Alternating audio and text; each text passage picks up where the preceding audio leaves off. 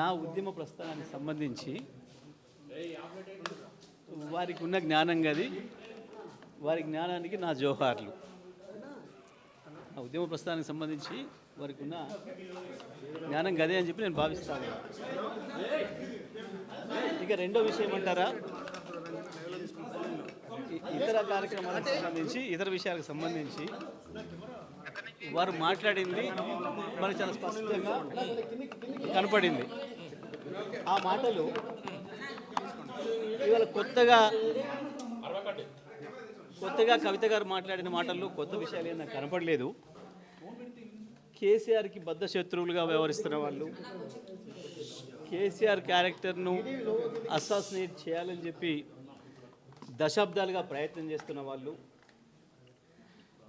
బీఆర్ఎస్ను ఖతం చేయాలని చెప్పి ఆలోచిస్తున్న వాళ్ళు, ప్రయత్నం చేస్తున్న వాళ్ళు, దాంట్లో ముందరగా ఉన్న రేవంత్ రెడ్డి, రాధాకృష్ణలు నా గురించి ఏం మాట్లాడినరో, ఏం రాసినరో గవే మాటల్ని మళ్ళీ వెళ్ళవేసే ప్రయత్నం చేసినందుకు ఆమెకు నా సానుభూతిని తెలియజేస్తూ ఉన్నా. అంటే కవిత వెనకాల రేవంత్ రెడ్డి ఉన్నారంటున్నారు. ఆమె నేనేమంటున్నా, వారు ఉపయోగించిన పదాలలో ఈ మధ్యకాలంలో ఆ పదాలను ఉపయోగించింది మొదటగా రేవంత్ రెడ్డి, తర్వాత రాధాకృష్ణలు.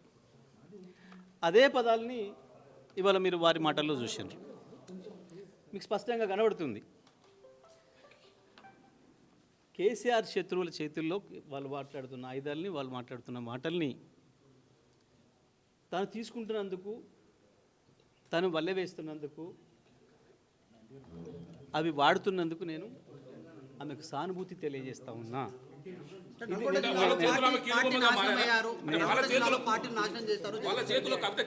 నేనేమంటున్నా, ఓకే, నల్లగొండ జిల్లాకు సంబంధించి 25 సంవత్సరాల కాలంలో జరిగిన ఉద్యమాలన్నిటికీ, వచ్చిన విజయాలన్నిటికీ నాదే బాధ్యత, నేనే కారకుణ్ణి అని కనుక వారు భావిస్తే ఈసారి జరిగిన ఓటమికి కూడా నేనే బాధ్యత వహిస్తా. నాకేం భయం లేదు. తప్పకుండా గెలుపు మాత్రమే నాది, ఓటమి నాది కాదని పారిపోయేవాడిని కాదు నేను. గెలుపుకు నేనే బాధ్యుని అయినప్పుడు ఓటమి కూడా నేనే బాధ్యుని, ఓటమికి నేనే బాధ్యుని అయినప్పుడు గెలుపు కూడా నేనే బాధ్యుని. 2001 నుంచి ఇప్పటి వరకు జరిగిన నల్గొండ జిల్లాలో జరిగిన ఉద్యమాలన్నిటికీ, గెలుపుటంలన్నిటికీ నేను బాధ్యుని, అందులో నాకేం సందేహం లేదు. నేను ఒక్కరిని మాత్రమే కాదు. తప్పకుండా పార్టీ అనేది గొప్పది, పార్టీ అనేది పెద్దది. మన గెలుపోవడంలకు అన్నిటికీ పార్టీ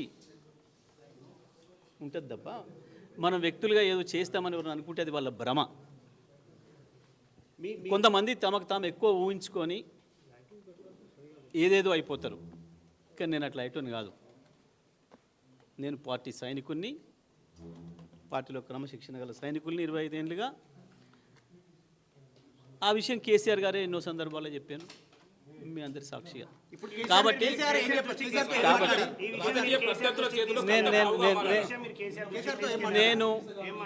నేను కేసీఆర్ గారిని ఈ మధ్యకాలంలో దాదాపు ఒక 50 సార్లు కలిసిన, ఒక 15-20 రోజులు పూర్తి కాలం గడిపిన. ఒక్క క్షణం కూడా మా మధ్యన ఈ చర్చ రాలే, ఈ ప్రస్తావన రాలే. నేను అదే విషయాన్ని మీడియా మిత్రులు అడిగినప్పుడు చెప్పిన, ఒక సెకండ్ కూడా మా మధ్యన ఈ చర్చలు రాలేదు. అందుకే మీరు ఆమె గురించి ఏమడిగినా అది వృధా తప్ప ఇంకోటి కాదు. నిమిషం సమయం కూడా మేము దాని గురించి కేటాయించలేదు. నిమిషం సమయం కూడా వృధా అనే మాటే చెప్పిన తప్ప నేను ఇంకోటి చెప్పలే. కేసీఆర్ దగ్గర నేను ఏం మాట్లాడిను, అది రాలేదు కాబట్టి చెప్పిన. నేను దాంట్లో ఏం పెద్ద ఆశ్చర్యమేం లేదు, దాంట్లో మాట్లాడకూడదు ఏం లేదు, లేకపోతే అన్పార్లమెంటరీ లేదు, ఇంకొకటి లేదు. కేసీఆర్ గారి గురించి వెళ్ళి కేసీఆర్ దగ్గర మేమేం మాట్లాడినాం అదే చెప్పినాం. బనకచెర్ల గురించి మాట్లాడినాం, కాళేశ్వరం నీళ్ళ గురించి మాట్లాడినాం, ఎరువుల గురించి మాట్లాడినాం, దెబ్బతింటున్న వ్యవసాయ రంగం గురించి మాట్లాడినాం, ఎట్లా కాపాడుకోవాలి నీళ్లను, గోదావరిని, బనకచెర్ల విషయంలో ఎట్లా ముందుకు పోవాలి, ఏ రకంగా దాన్ని ఆపాలి, ప్రజా ఉద్యమాల పట్ల ఎట్లా నిర్మాణం చేయాలి, కోర్టుల ద్వారా ఎట్లా ఆపాలి, గీ తపన తప్ప మాకు గీ ప్రయత్నం తప్ప కేసీఆర్ గారి దగ్గర ఇంకా ఏ చర్చ రాలేదు. కాబట్టి నేను ఎక్కడన్నా ఒక రెండు సందర్భాల్లో విలేకరుల మిత్రులు అడిగినప్పుడు అదే మాట చెప్పిన నేను ఇప్పుడు ఇప్పుడు మాట్లాడినా ఇప్పుడు కలిసారా నేను ఒక్కసారి మాట్లాడినా 100 సార్లు మాట్లాడినా మీరు 1000 సార్లు ప్రశ్న వేసినా నా సమాధానం ఒకటే. కేసీఆర్ గారిని నేను ఇప్పట్లో కలిసిన సందర్భాలలో ఏ ఒక్క రోజు కూడా మాకు వ్యవసాయ రంగానికి సంబంధించి, గోదావరి జలాలకు సంబంధించి, బనకచెర్లకు సంబంధించి, కాళేశ్వరం జలాలను నీళ్ళ పొలాలకు ఇచ్చే సంబంధం గురించి, రైతుల సమస్యలు ప్రధానంగా ఈ మధ్యకాలంలో రైతులు ఎదుర్కొంటున్న ఎరువుల సమస్య గురించి గివి తప్ప రాజకీయ విషయాలు మాట్లాడలేదు. కేసీఆర్ లేకపోతే కవిత లేరని చెప్పి మీరు చేసిన కామెంట్స్ వల్ల ఇంత జరిగింది అంటున్నారు. కేసీఆర్ లేకపోతే ఎవరూ లేము, అందులో సందేహమే ఉంది. దాంట్లో పెద్ద ఆశ్చర్యమేముంది, దాంట్లో ఏం పెద్ద పొరపాటు పదమే లేదు కదా. సూర్యాపేటలో మీ గెలుపు కూడా చావు తప్పి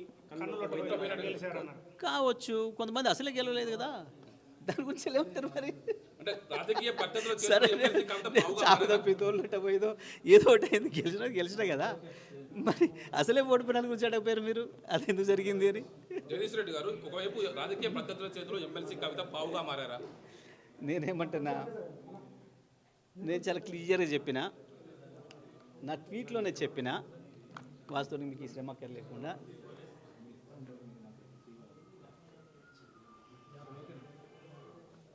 రేవంత్ రెడ్డిలు, రాధాకృష్ణలు ఈ మధ్యకాలంలో నా గురించి మాట్లాడిన పదాల్ని మరొకసారి వల్లవేసే ప్రయత్నం చేసినందుకు వారికి నా సానుభూతిని తెలియజేస్తున్నా అని చెప్పిన. It is very clear. KCR కలిసారు గజ్వేల్, ఇప్పుడు వెళ్ళి అక్కడ నుంచి వస్తా ఉన్నారు. కేసీఆర్ ఈ సందర్భం చర్చకు వచ్చిందా కవిత కామెంట్ చేసిన అంశం? నేను చెప్పినది ఈ రోజే కాదు, ఏ రోజు కూడా ఆ అంశం మా మధ్య చర్చకు రాలేదు. నేను ఇదే విషయాన్ని చెప్పిన, ఎవరు అడిగినా ఇదే విషయాన్ని చెప్పిన. నేనేమంటున్నా, ఈ విషయాలు ఏది మేము ఎప్పుడు చర్చించలేదు.